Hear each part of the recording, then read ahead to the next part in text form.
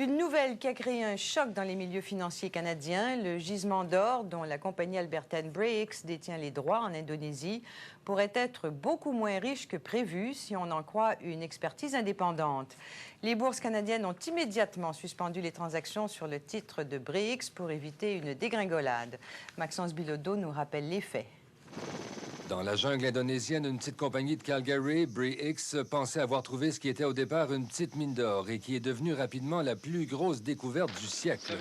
Bre-X parlait de 1 million d'onces d'or au départ et c'est ensuite devenu 50, 100 et même 200 millions d'onces d'or. L'appât du gain a créé une atmosphère de frénésie chez les spéculateurs. L'action de Bre-X valait 11 cents en avril 1994 et 28 $ 2 ans plus tard. Même la Caisse de dépôt et de placement du Québec détenait au 31 décembre 104 millions de dollars d'actions de Bre-X. Mais le gouvernement indonésien force une bataille pour les droits d'exploitation des gisements.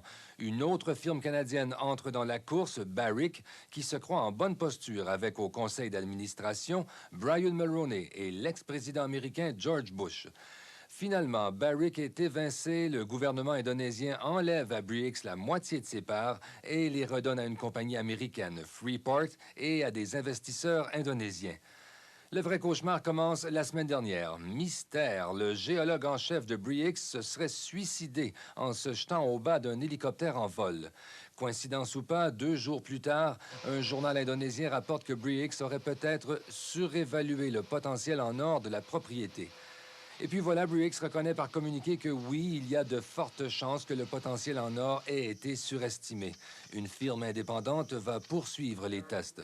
Cet actionnaire de Bre-X dit que si les tests sont négatifs, il va perdre des millions de dollars.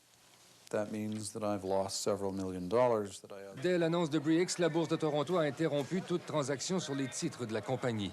Les grandes maisons de courtage sont sur le qui-vive. Comment expliquer à leurs clients les déboires de Bre-X? Ce courtier indépendant de Toronto a la conscience tranquille. En mai dernier, il a cessé de recommander l'achat de Bre-X parce que la valeur des actions de la compagnie était rendue à 5,5 milliards de dollars, plus qu'un géant du nickel comme Inco.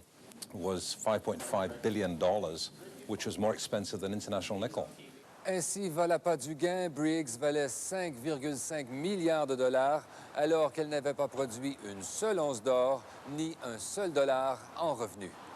Ici Maxence Bilodeau, à Toronto.